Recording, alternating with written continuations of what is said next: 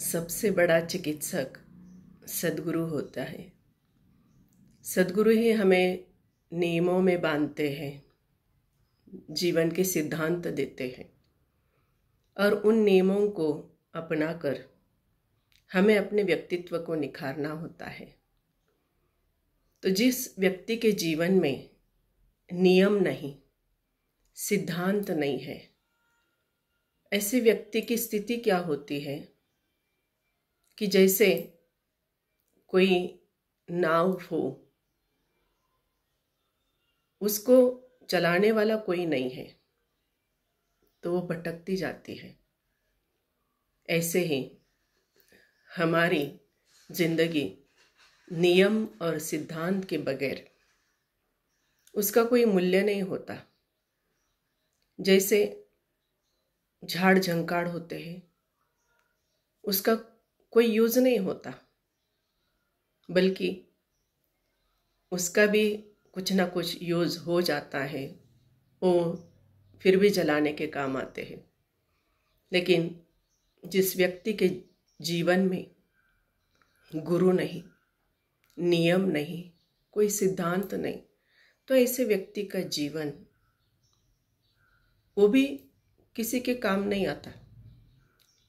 इतना ही नहीं, वो खुद के भी काम नहीं आता, क्योंकि वो खुद को भी किसी भी नियम में ढालना नहीं चाहता, कोई भी नियम अपने आप पर लादना नहीं चाहता, नियम में अपने आप को बांधना ही नहीं चाहता। जैसे भी जिंदगी आए उस तरह से वो चलाता है। जो मोमेंट जैसा भी जीवन में आएगा, चाहे अच्छा हो बुरा हो, किसी की भी संगति में रह लेगा। अच्छी है या बुरी है संगति, इस पर विचार नहीं करेगा। तो ऐसे व्यक्ति का जीवन, उसकी जो आदतें बन चुकी है वो आदतें चलाने लगती है। फिर सुबह व्यक्ति देर से उठेगा, कुछ भी खा लेगा, जो खाना नहीं है वो भी खा लेगा। रात भी जो सोने का समय है, वो समय जो मूल्यवान है वो भी जागते रहेगा, देर तक जागेगा, फिर सुबह देर से उठेगा। यह हमारी लाइफस्टाइल हो जाती है। फिर उसका परिणाम हमारी खुद की ही सेहत पे होता है। मन अशांत रहने लगता है, सेहत गड़बड़ होने लगती है। क्यों?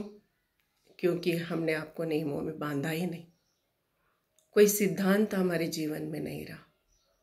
इसलिए सद्गुरु सबसे पहले अपने शिष्य को नियम में बांधता है।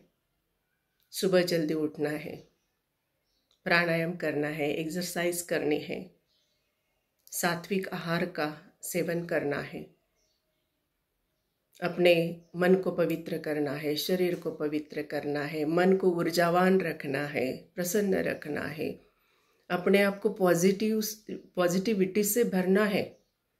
तो यह सारी चीज़ें, नियम, सिद्धांत, ध्यान की विधियाँ जो गुरु देते हैं, वो हमारे आत्म कल्याण के लिए ही होती है।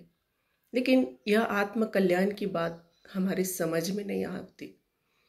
अगर हमारे समझ में ये बात आ जाती है कि यह सब जो भी गुरु करवा रहे हैं हमारे खुद के कल्याण के लिए है, जब यह हम सोचने लगते हैं तो अवश्य परिवर्तन होता है।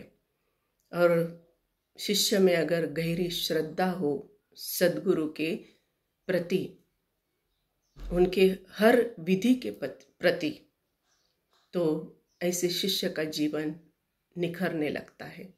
वो खुद को बदलने लगता है, स्वयं को बदलता है, स्वयं पर प्रयोग करता है। और जैसे जैसे उन प्रयोगों में उसे सफलता मिलने लगती है तो उसका आत्मविश्वास भी बढ़ जाता है और गुरु के प्रति और गहरी श्रद्धा उसके मन में बढ़ने लगती है। हमारे वेदों में भी कहा है कि श्रद्धा का बहुत महत्व है।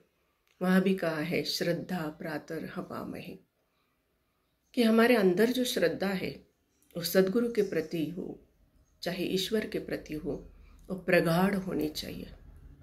क्योंकि यह शरीर जो हमें मिला है, जो यह नर्तन मिला है, एक साधन के रूप में मिला है। कहा गया है ना, भस्मांतकम शरीरम, कि आखिर तो ये शरीर की तो राखी होने वाली है, ये तो जलाने के ही काम आएगा। लेकिन सद्गुरुदेव कहते हैं कि चिता जलाने से पहले अपने अंदर के चैतन्य को जागृत कर ले।